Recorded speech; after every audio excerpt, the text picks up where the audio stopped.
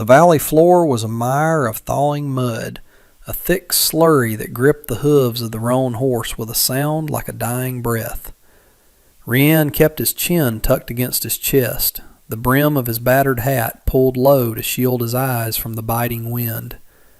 It was that treacherous span between the silence of winter and the violent upheaval of spring, where the air smelled of wet rot and metallic ozone.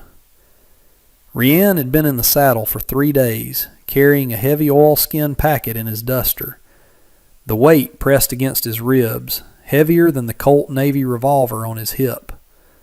Inside was a debt of conscience, wages owed to a man who had been crushed in a silver mine 2 counties over. The dead man, Gian, had spoken of a wife and a scrap of land in this forgotten fold of the territory with his dying breaths. Rian was not a man known for charity, but he was possessed by a rigid sense of obligation. Debts were meant to be paid. The homestead revealed itself as the creek bent sharply east. It was a humble, gray structure that listed away from the wind, looking exhausted from the effort of standing upright. The perimeter fence was a disaster, broken where rails had rotted and sunk into the mire. The garden was a skeletal tangle of dead stalks. It was a place that screamed of absence, and Rian felt a familiar tightening in his chest, the dull ache of witnessing a losing battle. He reined the horse in by the ruins of the gate, swinging down with a groan of stiff leather. The silence was profound, broken only by the rushing creek and the wind hissing through a lone cottonwood. He tethered the roan and walked toward the barn, his boots sinking deep into the sodden earth, his spurs silent as mud caked the rowels. He found her not in the house, but in the dim shelter of the barn's overhang.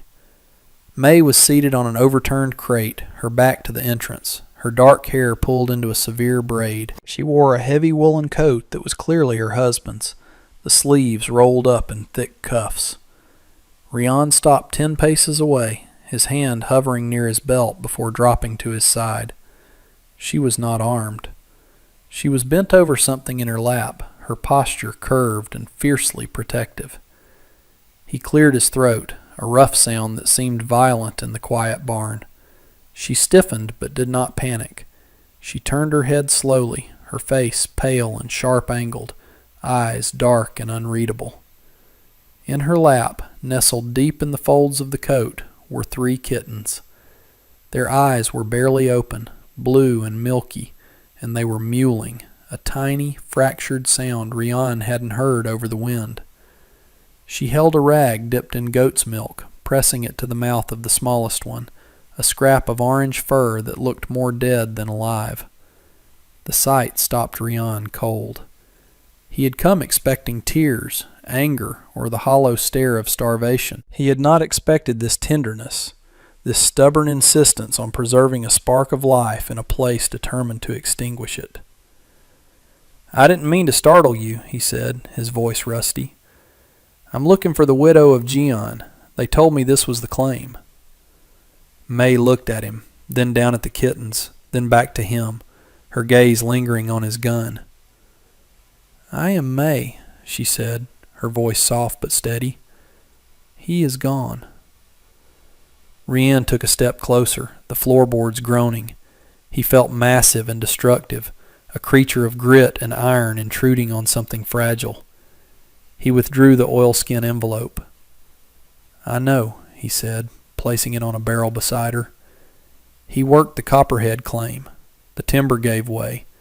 This is his wage and a share of the find." May did not reach for it. She continued to dab the milk against the kitten's mouth. "The timber gave way," she repeated, testing the weight of the words. "He said the timber was green. He said it would not hold." "He was right," Rian admitted, the words costing him. "It didn't." He watched her hands, red and raw from the cold, yet precise and graceful. "Why?" he asked, nodding at the fur. "They're just mouths to feed. You don't have enough for yourself by the looks of it." May paused, tucking the orange kitten against her neck. "Their mother died in the frost last week," she said. They were crying. I could not let the silence be the only thing left here. The answer hung in the air. Rianne looked around the barn at the sway-backed mule and the patches of sky showing through the roof. The money was just paper. It couldn't fix a roof in the rain or plow a field. He should have turned around then. The debt was paid, but his boots felt nailed to the floor. "The fence is down," he said abruptly, "by the creek." "I know," May said. She placed the kittens in a straw-lined box and stood. She was tall, taller than he expected. "I cannot fix it. The posts are rotted. I do not have the strength to dig them out." It was a statement of fact, delivered with a cold dignity. She wiped her hands. "Thank you for bringing this. There is tea if you wish. It is weak, but hot." It was a formality, but Rianne nodded. He followed her into the clean, bare house. A small iron stove threw out a weak radius of heat. As she filled a kettle, Rianne stood by the door, hat in hand. "I can fix the fence," he said. The words were out before he could check them. He wasn't a laborer. He solved problems with lead. But the sight of her feeding those kittens had disarmed him. May turned, assessing him. "You are not a carpenter. Your hands are not made for wood." She glanced at the calluses on his trigger finger. "I am not," Ryan agreed, "but I can dig a post hole, and I can swing a hammer. The money will help you later, but the fence needs fixing now." She didn't smile, but the tension in her jaw relaxed. "There is stew," she said, accepting his offer. "It is mostly potato, but you are welcome to it." They ate in silence. The rain began to fall again, tapping against the roof. "You like them," he said. "The cats." May looked up, a ghost of a smile touching her lips. "They are alive. Everything else here is fading, but they are color." She looked at him directly. "Why did you really come? Men do not ride 3 days in the mud just to deliver wages." "I don't trust the post," Ryan lied, "and I don't like leaving things unfinished." He slept in the barn that night, the kittens a pile of warm fur in the corner. The next morning he began to work. It was heavy, brutal labor. The posts were waterlogged, the mud fighting him for every inch. He worked with grim determination, the exertion a release for the tension coiling inside him. By mid-morning, May brought him water. She didn't speak, just watched him wrestle a new post into the earth. "It'll hold," he said, wiping sweat from his eyes. "It will hold," she agreed. She reached out, her hand hovering near his arm. "I will make bread for noon." The days fell into a rhythm. Rianne worked the fence, the roof, the woodpile. May tended the garden and the animals. The silence between them became a bridge rather than a wall. He learned the shape of her grief, and she learned the shape of his solitude, the way he scanned the horizon, the way he cleaned his gun by firelight. One afternoon a rider appeared on the ridge, a big man on a bay horse wearing an expensive coat. He rode right up to the porch where May was sweeping. Rianne didn't stop chopping wood, but he shifted his stance, his holster clear. "I told you, Mrs. Way," the man boomed. "The bank isn't a charity. We have a buyer. It's time to pack up." May gripped the broom handle. "This is my land. The deed is in my name. I am not selling." "A woman alone out here?" the man sneered. "Accidents happen. Fires happen." "Is that right?" Rianne's voice cut through the air. The man jerked upright, freezing when he saw Rianne standing 10 feet away. Rianne wasn't drawing, but his hands hung loose, his eyes terrifyingly calm. "Accidents," Rianne repeated, stepping closer. "They surely do happen, especially when folks trespass." The rider looked from the gun to Rianne's face and swallowed his bravado. "I didn't know she had help. I'm just delivering a message. Name's Voss." "Message delivered, Voss," Rianne said softly. "Now ride out." Voss turned his horse and fled. Rianne turned to May. She was trembling. "You didn't have to do that. I can handle them." "I know," Rianne said. but you don't have to handle them alone. Not today. He took the broom from her hand. Come inside. The wind is getting cold. That evening, the air in the house was charged. Rianne sat by the stove, cleaning his revolver. May sat opposite, mending his shirt. She watched the gun, not with fear, but as a necessary tool. You have hands that know destruction, she said quietly. Rianne paused, the cylinder half-seated. They're the only hands I have.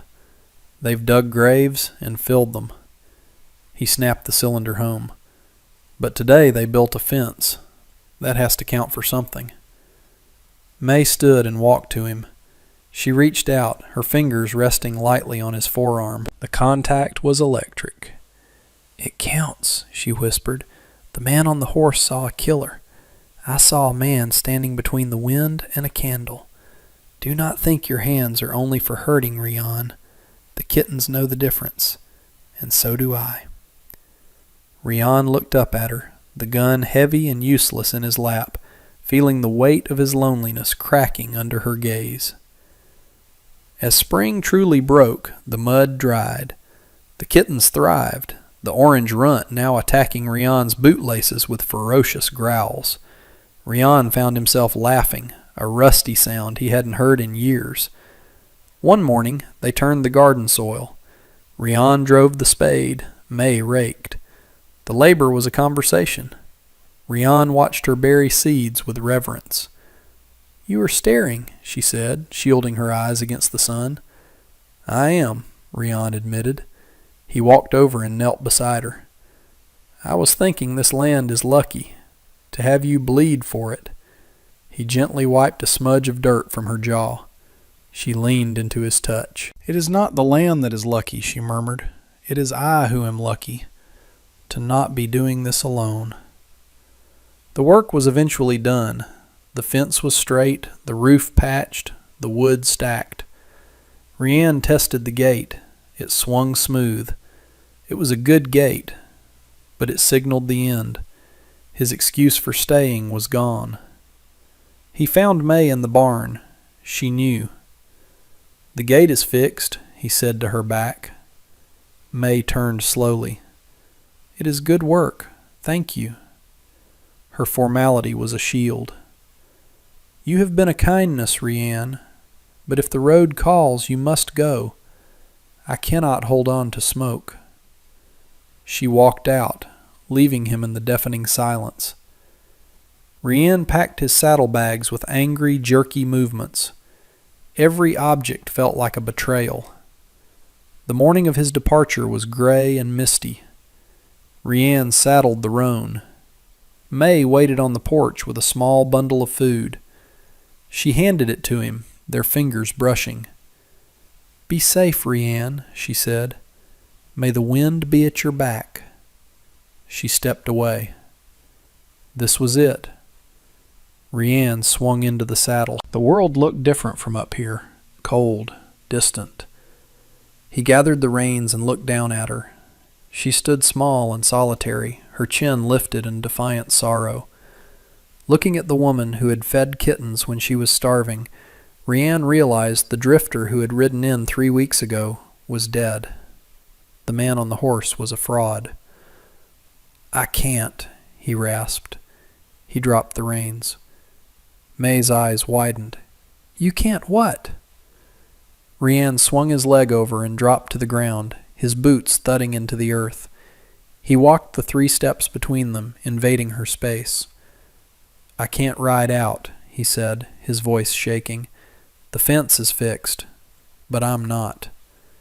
I don't want the road, May. I want the garden. I want to see the kittens grow old. A tear tracked down her cheek. It is a hard life. There is no glory in it. I don't want glory, he said. He lowered his head and kissed her. It was a desperate, grounding collision of 2 lonely souls. It tasted of salt and mist and endurance. She gripped his coat, anchoring him to the earth. Rianne pulled back, breathless. I'll put the horse back in the stall, he said steadily. He's not going anywhere. No, May smiled through her tears. He is not. Rian walked the horse back to the barn. He unsaddled the animal, then deliberately unbuckled his gun belt. The heavy Colt felt alien now. He hung it on a high peg in the shadows. It was there if needed, but it was no longer a part of him. Just a tool, like the spade. He walked back into the light. May was waiting by the garden gate, the orange kitten perched on her shoulder. The wind blew soft, carrying the scent of growth. Rian walked toward her, his step light, his hands empty. He wasn't a gunslinger anymore. He was just a man walking toward a woman on land that needed them both. She held out a handful of seeds. "The corn," she said. "We need to finish the row." Ryan took the seeds. "We'll finish it," he said. "We have time." He knelt in the dirt beside her, a quiet victory of roots taking hold in the mud.